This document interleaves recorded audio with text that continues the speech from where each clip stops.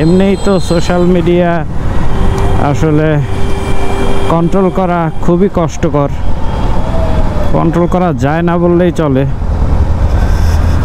যতদূর চেষ্টা করি কন্ট্রোল করার, চোখের হেফাজত করার, সেটা করি।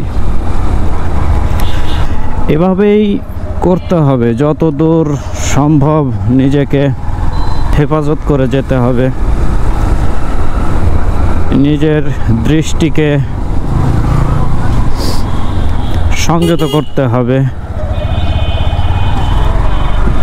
যে যার যার অবস্থান থেকে তার এটা চেষ্টা করে যেতে হবে। আল্লাহ হয়তো,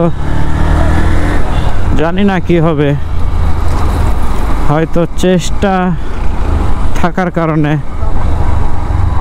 হয়তো আল্লাহর কাছে ক্ষমার যোগ্য হতে পারি।